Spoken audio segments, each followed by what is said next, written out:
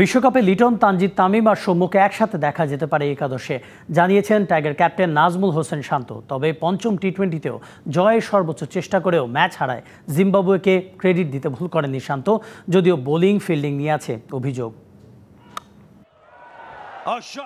প্রথম 4 ম্যাচে জিতলেও সিরিজের শেষ টি-20তে জিম্বাবুয়ের সামনে প্রতিরোধই গড়তে পারেনি বাংলাদেশ। ব্যাট বল দুই ডিপার্টমেন্টে ডমিনেট করেছে সফরকারীরা। বিশ্বকাপের আগে দেশের মাটিতে সবশেষ ম্যাচটাতে এমন হার। নিজেদের ভুলগুলো চোখে পড়তে পরাজয়টা কি সত্যিই দরকার ছিল? আমরা প্রতি ম্যাচেই সিরিয়াস ছিলাম। শুরু থেকে আজ পর্যন্ত যে কটা ম্যাচ খেললাম প্রত্যেকটা ম্যাচে সিরিয়াস ছিলাম। একটা ম্যাচও হারতে চাইনি এবং হারাটা দরকার ছিল না। ম্যাচ জিতলে ভালো লাগে, সো আজকে জিততে পারিনি। বাংলাদেশ সিরিজ জিতলেও ঢাকা ও চট্টগ্রামের উইকেট নিয়ে অভিযোগ আছে ক্যাপ্টেন নাজমুল শান্তর। নিজের ব্যাটিং নিয়েও আছে অসন্তুষ্টি। পুরো সিরিজে উইকেটটা ব্যাটিং ফ্রেন্ডলি ছিল না পুরো সিরিজে, সো ব্যাটসম্যানরা ওর মধ্যে দিয়ে চেষ্টা করেছে ভালো করার এবং উইকেটটা অ্যাসেস করে চেষ্টা করেছে ব্যাটিং করার।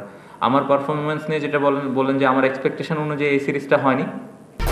1-2-3 ঢাকায় জমি জিতে নিন 100% ক্যাশব্যাক সহ 20 কোটি টাকার পুরস্কার। বাট আমি আমার যে প্রসেস বা আমি আমার ব্যাটিং নিয়ে আমার স্কিল কিভাবে আমি ডেভেলপ করতে পারি এইগুলো নিয়ে কাজ করছি। শেষ ম্যাচে নিজেদের বোলিং ফিল্ডিং নিয়ে অভিযোগ থাকলেও জিম্বাবুয়েকে ক্রেডিট দিতে চান টাইগার কাপ্তান।